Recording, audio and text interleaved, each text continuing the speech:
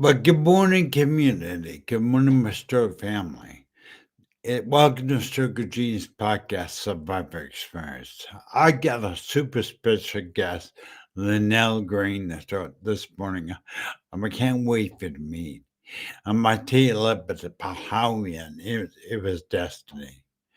But today is a show that we're going to talk about change your mindset. If you could change your mindset, it changes everything.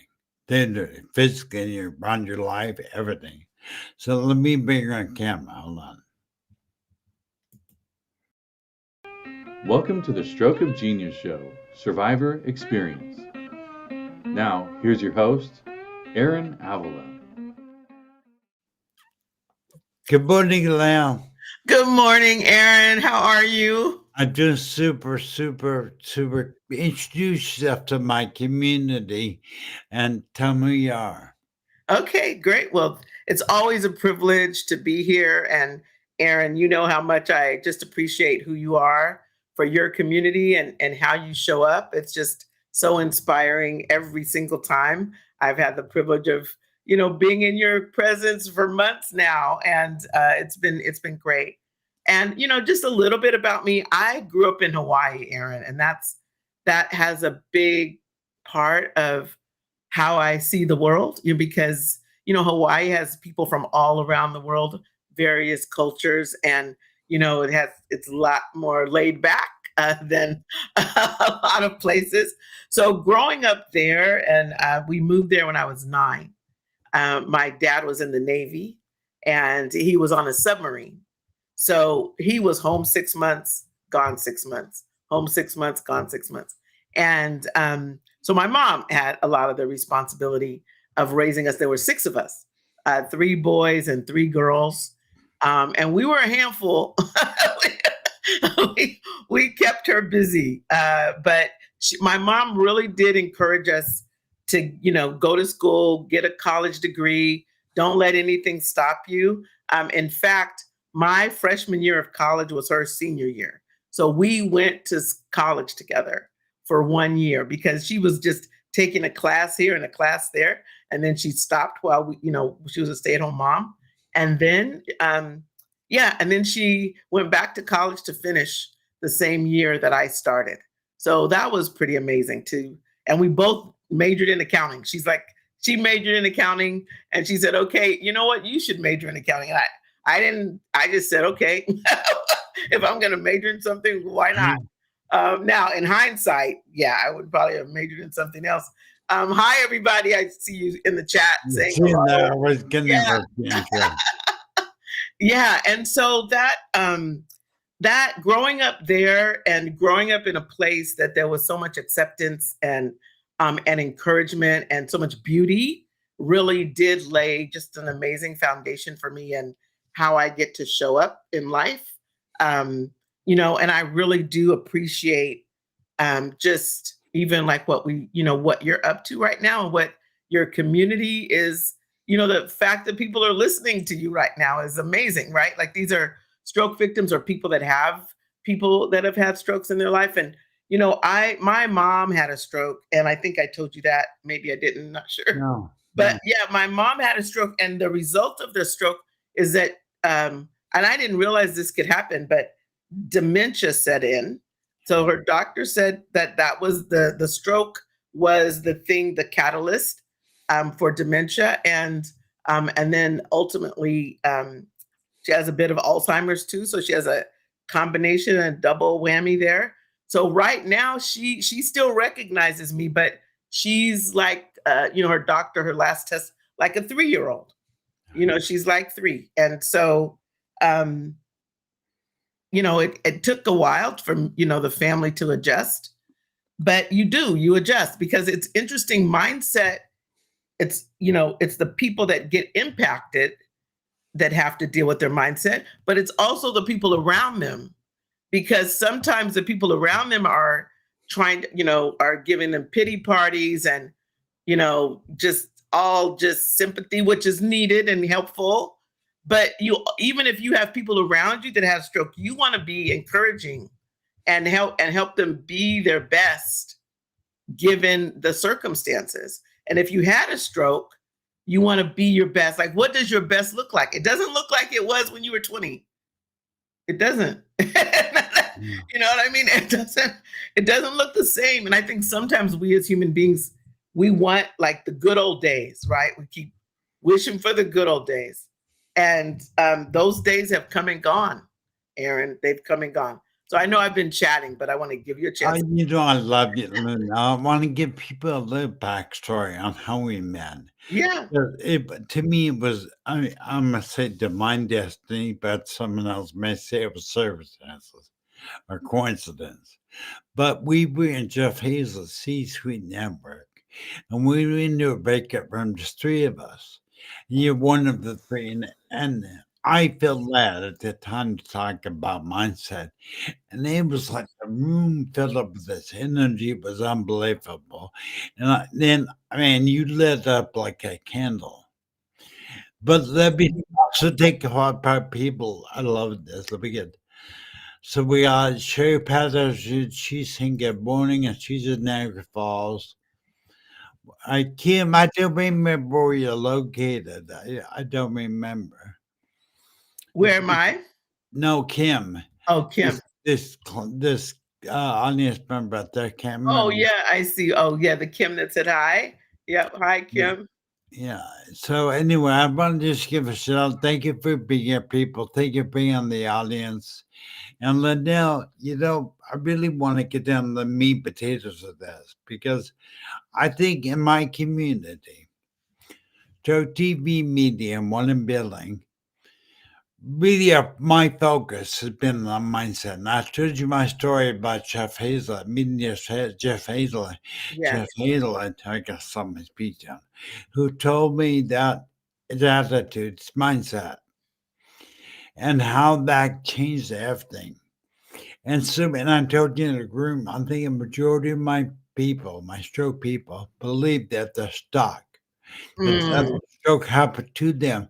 But what Danielle and I want to show you people is that if you could change your mindset, I'm not saying it's easy, but it right. takes practice, but it can't be done. If you could change your mindset, you could change your world. You could change everything. That's And right.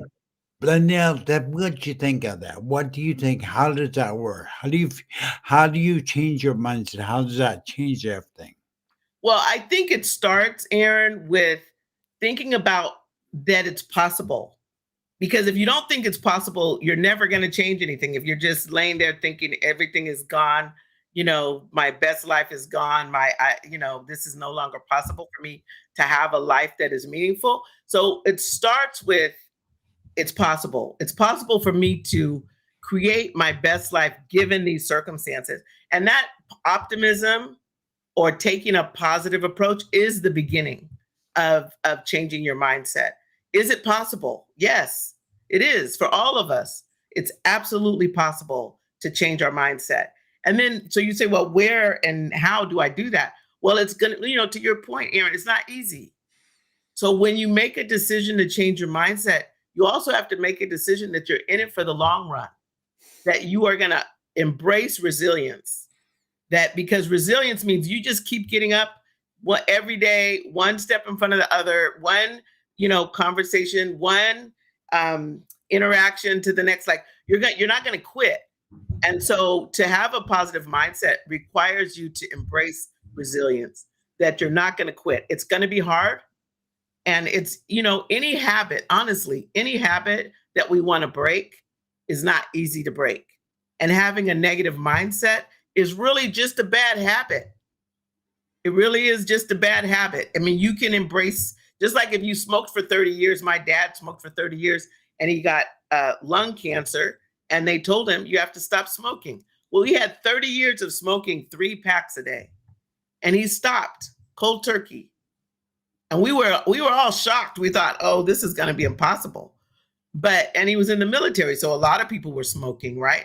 But at some point he changed his mindset and it was more important to live a healthy life and live longer than to smoke those 3 packs of cigarettes. So that's where it starts to me, Aaron. It starts with believing that it's possible and then having the resilience to know that you're in it for the long haul. You're not going to quit. Yeah, I think I think it really is. I mean, there's one thing that we as church survivors go through now. We want to quit, give up, and you Sure. mentioned something in your intro. I got to bring up because I caught it. You said your mom said, "Don't let anything stop you." That was a mindset she was instilling in you. That's right. She instilled you. Don't let anybody stop your mindset. Keep your mindset on resilience, like you just said. And I think that if I can help my community, my stroke community, shift their mindset, I believe I can help them shift the reality of what's around them. Dwayne Dyer, That's right. he says change the way you look at things, and the things you look at will change. I think that is what you and I are talking about. That we shift our mindset. That's right. That reality, the world around us will follow. It's the half full, half empty glass. Yeah, that's right. That's right. Well, Aaron, my son, I took when I took when I became his guardian, he was in the hospital in a coma. He was 3 years old. And the social worker, because I knew him from my community, that his mother worked at with one of my clients, they called me because the mother and father had been taken to jail for child abuse, and this baby, 3 years old, was in a coma, and they thought he wasn't going to make it. And so they asked me to come basically just to say, can you be his temporary guardian until we have to make a decision to pull the plug, or, whatever's going to happen with his little life. And I remember sitting there in his hospital room going, wow, I have the opportunity to be with this little person in his last days. And somewhere in there, Aaron, I had a shift in my mindset. I said, I am not going to just sit here and watch this little boy die. Like, I'm not going to do that. So I got in the bed with him and I started talking to him every day. I'm like, listen, you got to get up. You have your toys that you love to play with. You have a life to live. You can't die. You're way too young to give up now. So I just talked to him every day. And eventually the nurse said, you got to go home after a couple of days of that. Like, go home, get it, to get some rest. But I went home on day 5. And before I could even get home good, they called me. He woke up. Aaron, on day 5, he woke up. And I went back to the hospital. It was like 40 minutes away from my house. I went back and his bed was all made up. His room was clean. And I panicked. I'm like, where is he? Because you told me you told me he woke up, right? And we went and found him. Aaron, he was walking around. He's like this tall, right? 3 years old. And he had found a chicken leg somewhere. And he was just smiling, walking through the halls with his little robe on, his butt out, eating the chicken leg, smiling and happy. Oh my God. But, he had a few surgeries after that. And and now he's 33. He's been, obviously, he survived that. But he had all these scars. And I remember when he was getting like teenage years, and he's like, Mom, I don't want to take off my shirt. I have all these scars, and I want to, for the girls, of course, was what he was worried about. But I told him, I said, up to you. We can have surgery and have those scars fixed, or you can let those scars be your stars. Ooh, listen, people. There's a gold egg that lets the scars be your stars. A star, right? Say it again, Lynell. Yeah, that's what I told him. I said, let those scars be your stars, because he wasn't supposed to live. He wasn't supposed to live. It would to be 12 or 13 or 14. He was supposed to be gone at 3. So I said, those are your stars. Somebody asked you about those scars. You want to tell them and celebrate. I was on my deathbed, literally my deathbed. I wasn't meant to live. Mindset. All about mindset. You know what's amazing, Lynell? I mean, he didn't give up. You resilient, your love. They said, whatever, he's not going to wake up, whatever, but you taught them resilience. Your mindset was, I'm gonna do something. Yep, that's right. And I think it's just so admirable because, I mean, each one of my community members, my store people, they're in that very same place where they may be stuck. They may be in the coma, so to speak, Yeah, in a sense, that they need someone to talk to them, but they don't realize that they have to control their mindset. It's what now, I mean, you said it, what it's what you believe or don't believe, hope or no hope. that's right. The Bible says, without hope, its people perish. So, guess what happens with my stroke survivors? They lose hope. They will perish. And I think if we could teach you, how would you say, if I was out there living darkness, has just had a stroke? Look at the world negatively. Like I told you I did before I met Chef Hazelite. Yeah. How would I start? How would I start shifting my mindset? Tell me how I would start. Can you? Well, you know what, Aaron, there's so many different ways, but I do believe if we can start with gratitude, like you're still here, you still have oxygen in your lungs, you still have whatever capacity you have. If you can start with gratitude and be grateful for that, and then look around, you have people that love you and care about you, be grateful for them. And I do think it's important that you tell the people around you, I don't want just sympathy. I don't want pity. I want encouragement. Like, encourage me to be my best. Encourage me to do my best. So if you surround not only just your own mindset, but don't buy into the people around you. Sometimes we love people. Oh, I feel so sorry for you. Oh, I feel so bad for you. Oh, your life is over. So just be happy that you know, have just the opportunity to sit in that chair or lay in that bed. But you want to tell the people around you, no, don't talk to me like that. Tell me to be my best. Tell me to get up and go. Whatever getting up looks like. Tell me, don't give me an excuse to. I always talk about don't lower the water level. If we keep the water level low for ourselves and others, then people will walk around in the shallow end forever. Get the water high, like work at it. Life is a job. Life is not easy. Life is work. And if you want to have a great life, it starts with being grateful for what you have right now today and not worry about what didn't happen or did happen from the past. And then you look into the future. Sometimes we're sad today because we don't see how the future is going to give us any, like to your point, hope. But we have to bring hope to the future. That's our job too. We have to look to the future and say, listen, I'm going to be my best, because it's not just about you. It's your community, it's your family, it's so many people that are impacted.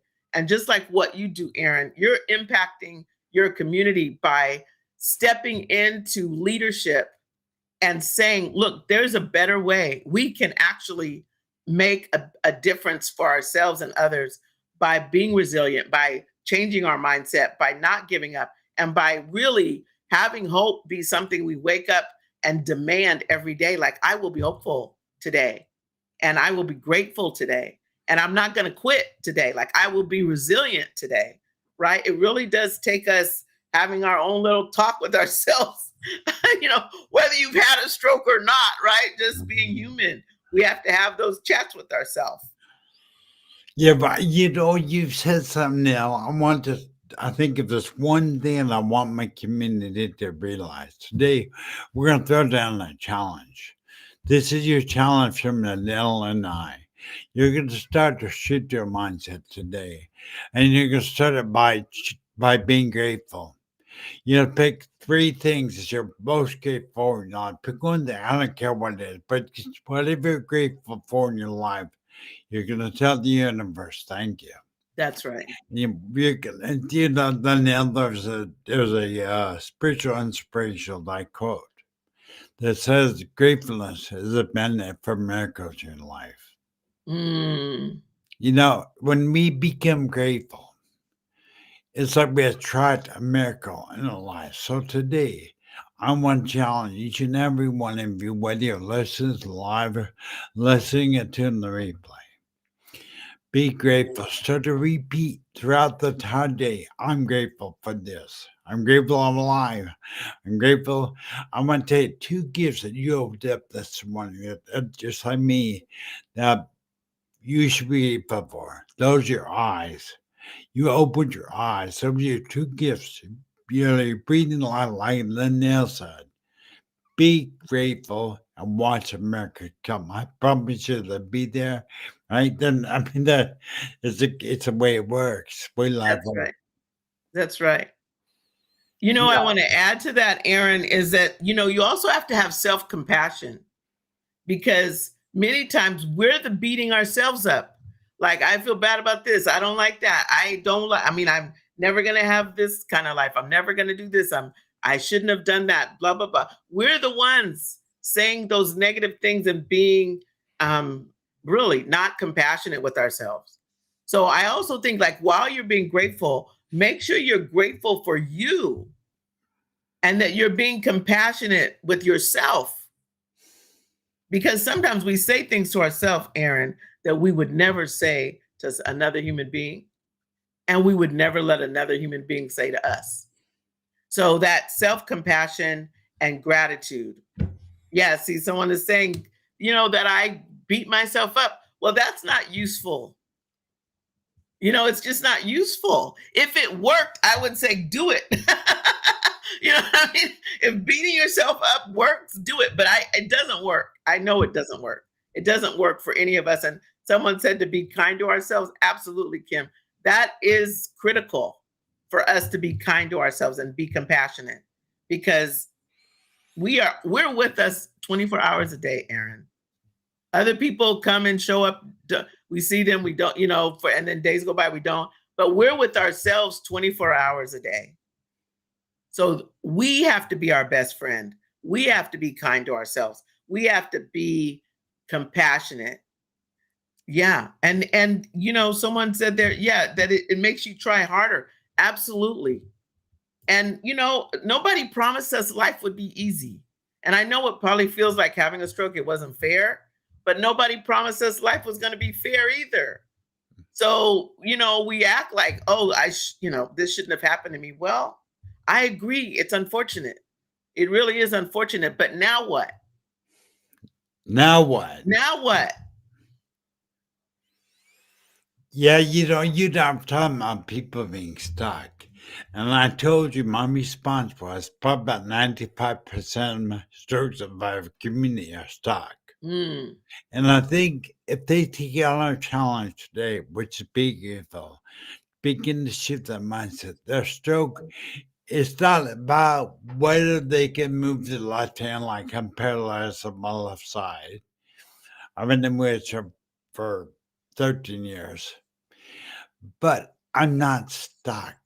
beautiful. And I'm grateful I'm alive. And I would say, Lynell, that if there's that challenge that we put down today for our community is powerful.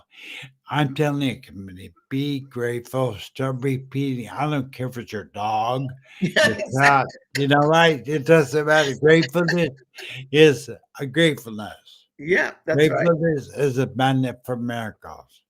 And That's I right. promise you, my survivor brothers out there, you will. And we have this. By the way, just and let me pause a minute. Kim right here she is a wife of stroke survivor. Her husband had a pretty severe stroke. So she is a wife, a caregiver of a stroke survivor. But Mm, the same principle stands. that's right.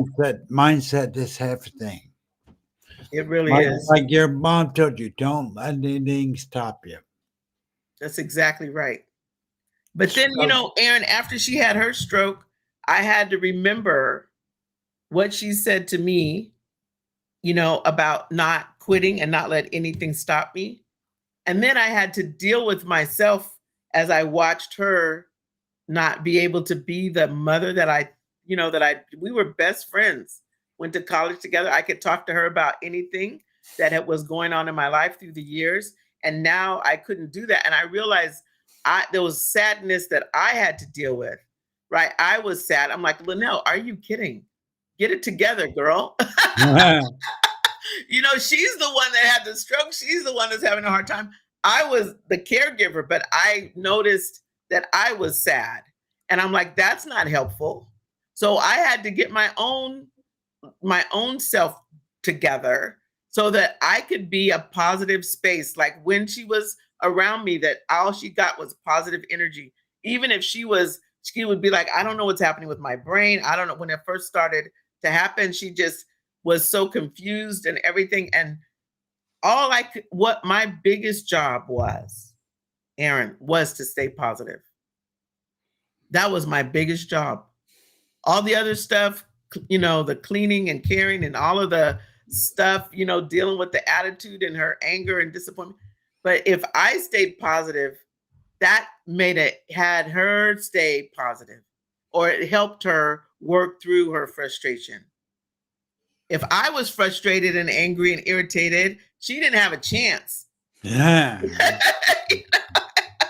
I had to sort myself out and be grateful that she's still here. Be grateful that, she's in her 80s now. My dad is in his 80s too. The fact that they're still married after close to 60 years. And it's just amazing, that there's so much to be grateful for.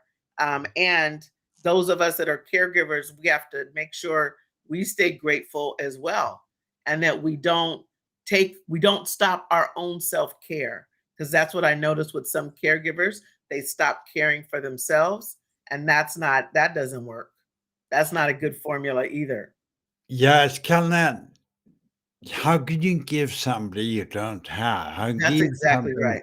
How could you pour from a glass that's empty?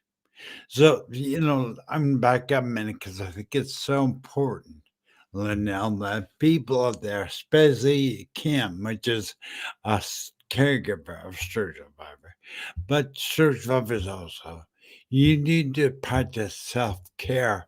Some people call it self-love, Yeah, but the biggest enemy we have in life, and whether you're a stroke survivor or not, is what's in your mind. that's exactly It's right. you. It's you. It's not other circumstances, not other what people say. It's what's in your own mind. That's right. That's right. And I suggest that I will do a special if I can on self care. Maybe Lynell will help me. We don't know, but I think self care is so critical, both the strokes of our end, especially. And I must say especially because our caregivers, my wife, she needs to practice more self care. Meaning, if she went for a walk, 15, 20-minute walk around the block Yeah, with a dog, yeah, it make all the difference. yeah. Like filling that glass back up. Now she There has you a go. gift. Beautiful. Yeah. Yeah. No, I love that. I love that, Aaron. Yeah. But you don't let down. I sit there and I wonder, and I think people forget to really focus on who they are and what's going on in their mind. And Lynell, I want to encourage all our audience members to focus on what's in your mind. Mhm. I've got another. I've been doing this other segment. The guy named Mitch Axelrod. He's in the C-suite network, Mhm. and he runs everything in his mind. Everything, every thought he has. Does it serve me and does it love me? And does he just lets it pass by and lets the thought go by. So I encourage everybody out there. If what you're thinking does not show you self love, not show self care. Let it go. Don't Yeah, dwell on it. Because I'm going to tell you where your energy flows, where your focus goes, your energy flows. that's right. That's right. And Aaron, you bring up a good point, that we sometimes we can get attached or tethered to those ways of thinking that are not helpful. Oh, good. We just get tied to it, and we wake up in the morning and we treat it like it's the truth. And if you wake up in the morning, you think, I can't do this, I can't do that. This is going to be a bad day. You hear people say, this is already a bad day. Wait a minute, you're only an hour into the day. How did you already decide it was a bad day? and you have 24 more hours, 23 more hours left, right? So we have to untether ourselves. Sometimes it really is like a rope on our ankle that we are tied to ways of thinking and ways of acting that don't serve us at all. So being able to cut those strings of that negative talk and cut those strings of self-doubt and quitting on ourselves, we have to untether ourselves from all those thoughts. It is almost addiction. It's almost a way of thinking. And it's very common in my circle community where we become addicted. I'll never live a fulfilled life. I'm worthless. And you start rolling that around and around every day of your life for maybe years. And today's the day, Star Survivor, you break that chain. Today is the day you break the chain. And Lynell and I are to tell you to Beautiful. break the chain and start with gratitude. Lynell, I just think it's so awesome. Thank you for being here. We're over the show, Silver, but I really appreciate being here, honey. Now, just curious, if someone wants to get a hold of you, what's your email? If someone wants to get a hold of you. Sure. It's my email is Lynell at lynellsplace.com. And I'll spell that out. It's Lynell at LYNELLSPLACE.com. All right. Lynell at lynellsplace.com. What's really great, I get to do a show with you again on Friday for the Yeah. business community. So I'm looking forward to that. Lynell, I cannot thank you as I knew would. The energy was amazing. The love energy was amazing. The challenge was amazing. The golden nuggets. I want to thank you so much for being here. It brings tears of my gratitude to my heart. I appreciate it. Thank you very much. Oh, you're very welcome, Aaron. My pleasure. All My right. absolute pleasure. You have a great day, and I really appreciate it. Thank you very much. Okay, you're welcome. You have a great day too, Aaron, and all of your community. All Yeah, right. today is the first day of the rest of your life. Ooh, all right. Bye, everybody. Leave you that one.